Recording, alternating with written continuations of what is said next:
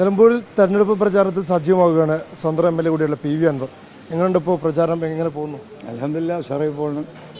പടച്ചോൻ്റെ അനുഗ്രഹം, മനുഷ്യൻ്റെ പ്രാർത്ഥന, അത് നല്ല രീതിയിൽ പോകണം. ഒരു കുഴപ്പമില്ല. ഇപ്പോൾ വരും ദിവസങ്ങൾ മുഖ്യമന്ത്രിയും പ്രിയങ്ക ഗാന്ധിക്ക് പ്രചാരണത്തിലെത്തുക. അപ്പോൾ മുഖ്യമന്ത്രിയുടെ പ്രചാരണം ഇന്ന് ആരംഭിച്ചു നിലമ്പൂരിൽ.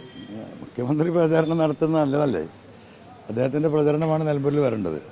അദ്ദേഹം പ്രചരണം തുടങ്ങുന്നതിന് മുമ്പ് ഈ നാട്ടിലെ ജനങ്ങളോട് പറയേണ്ട ചില ചോദ്യങ്ങൾ നമ്മൾ ചോദിച്ചിട്ടുണ്ട്. ഈ മലയോര വിഷയത്തിൽ ഈ ഗവൺമെൻറ്റിൻ്റെ നിലപാട് എന്താണെന്ന് പറയണം. ഈ സുജിത് ദാസിൻ്റെ കാര്യത്തിൽ അജിത് കുമാറിനെ വീണ്ടും റീഇൻസ്റ്റേറ്റ് ചെയ്തു. ഇത്രയും ലക്ഷം ജനങ്ങളെ കള്ളക്കേസിൽ കുടുക്കിയ ആ വികാരം, ആ ആളുകൾ ഇവിടെ കഷ്ടപ്പെട്ടുകൊണ്ടിരിക്കുക. ആ കള്ളക്കേസുകൾ പിൻവലിക്കുമോ ഇല്ല എന്നല്ല മുഖ്യമന്ത്രി പറയണം. മുഖ്യമന്ത്രി ഈ നാട്ടിൽ വരുമ്പോൾ ഈ നാട് അഭിമുഖീകരിക്കുന്ന പ്രശ്നത്തിന് ഉത്തരം പറയണല്ലോ. ഈ പുഴകളിലെ മലപ്പുറം ജില്ല ഒഴികെ കേരളത്തിലെ എല്ലാ പുഴയിലെയും മണൽ വാരി, മലപ്പുറം ജില്ലയിലെ പുഴയിലെ മണൽ വാരുവോ വാരില്ല എന്ന് അദ്ദേഹം പറയണം. അല്ലെങ്കിൽ എന്തുകൊണ്ടാണ് മലപ്പുറത്തെ മണ്ണും മണലും പുഴയിൽ നിന്ന് വാരാത്തതെന്ന് അദ്ദേഹം ഉത്തരം പറയണം. ഇപ്പോൾ ഇവിടെ റബ്ബറുകാർക്ക് ടാപ്പ് ചെയ്യാൻ തൊഴിലാളിക്ക് പോകാൻ പറ്റുന്നില്ല. ഈ വന്യമൃഗശല്യത്തിൽ നിന്ന് എങ്ങനെ ജനങ്ങളെ രക്ഷിക്കും? ഇന്നലെ പോലും ഈ പറയുന്ന പാതാറിൽ പോത്തേൽ പഞ്ചായത്തിൽ കെട്ടിയിട്ട നായെ പുലി നിന്ന് ആ പ്രശ്നങ്ങൾ നിൽക്കുകയാണ്.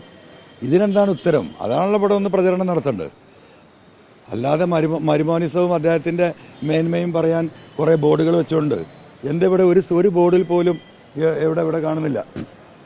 എല്ലാ തെരഞ്ഞെടുപ്പിലും സ്ഥാനാർത്ഥിയുടെ കൂടെ മുഖ്യമന്ത്രിയുടെ ഫോട്ടോ ഉണ്ടാവും.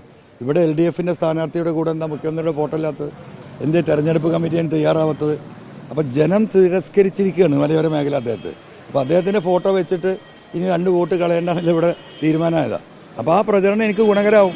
സ്വരാജിൻ്റെ ഫോട്ടോ വെച്ചുള്ള പ്രചാരണം നടത്തി കഴിഞ്ഞാൽ സ്വരാജിന് തിരിച്ചടിയാവും എന്നുള്ളതുകൊണ്ടാണ്. തീർച്ചയായിട്ടും. അല്ലെങ്കിൽ നോക്കണ്ടേ, ഏതെങ്കിലും ഒരു ഉപതെരഞ്ഞെടുപ്പിൽ മുഖ്യമന്ത്രിയുടെയും സ്ഥാനാർത്ഥിയുടെയും പോസ്റ്റേഴ്സ് ഇല്ലാത്ത ഏതെങ്കിലും ഒരു തെരഞ്ഞെടുപ്പ് കഴിഞ്ഞു പോയിട്ടുണ്ടോ?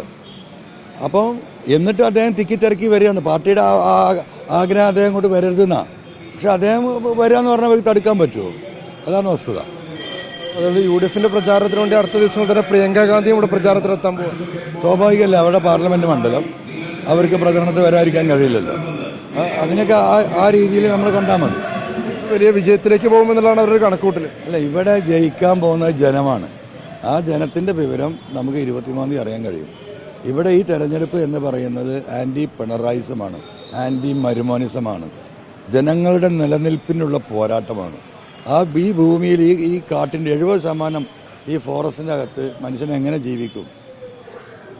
അതിനു വേണ്ടിയുള്ള പോരാട്ടമാണ് PV അൻവർ ഈ പിണറായിസത്തിനെതിരെ നടത്തിയത്.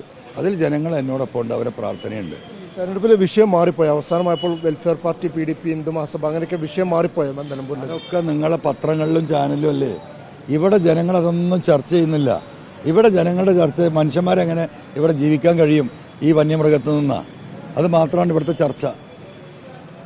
പി അൻവറിൻ്റെ എല്ലാ ബൂത്തുകളിലും ആളായോ? കാരണം ഒറ്റയ്ക്ക് നിന്ന് മത്സരിക്കുന്നു, മറ്റു പാർട്ടികളുടെ പിന്തുണയൊന്നുമില്ല, സ്വന്തം നിന്ന് മത്സരിക്കുന്നു. അപ്പോൾ 263 ബൂത്തുകളുണ്ടല്ലോ, എല്ലാ ബൂത്തുകളിലും ഒരു സംഘടന സംവിധാനമായോ? ഇപ്പോൾ ഇവിടെ നിലമ്പൂരിലെ ഓരോ വീട്ടിലും എൻ്റെ പ്രവർത്തകരുണ്ട്. ഓരോ വീട്ടിലും ഒന്നുമില്ലെങ്കിൽ മകൻ, അല്ലെങ്കിൽ അച്ഛൻ, അല്ലെങ്കിൽ വാപ്പ, അല്ലെങ്കിൽ ഉമ്മ, അല്ലെങ്കിൽ അമ്മ, അല്ലെങ്കിൽ പെങ്ങൾ, അല്ലെങ്കിൽ മരുമകൾ, അല്ലെങ്കിൽ മരുമോൻ, ആരെങ്കിലും ഒരാൾ എല്ലാ വീട്ടിലും PV അൻവറിന് വേണ്ടിയിട്ട് പ്രവർത്തിക്കുന്ന ആളുകളാണ്. അതാണ് ഈ മണ്ഡലത്തിൻ്റെ വസ്തുത. അത് 23-ാം തീയതി നമുക്ക് കാണാം. അതാണ് സത്യം. വീണ്ടും MLA Nilambur MLA PV Anwar തന്നെ എത്തുന്നു. അല്ല, വീണ്ടും നിലമ്പൂരിലെ ജനങ്ങളുടെ പ്രതിനിധിയാവും ഞാൻ MLA ആയിട്ട് MLA പട്ടമായിട്ട് ഞാൻ നടന്നിട്ടില്ല. ഞാൻ ഈ അങ്ങാടിയിലും ഈ പറയുന്ന ഈ ബസ് സ്റ്റോപ്പിലും തന്നെയാണ് അന്നും ഉണ്ടായിരുന്നത്, ഇന്നും ഉണ്ടായിരുന്നത്, നാളെയും ദൈവം അനുഗ്രഹിച്ചാൽ ഉണ്ടാവും.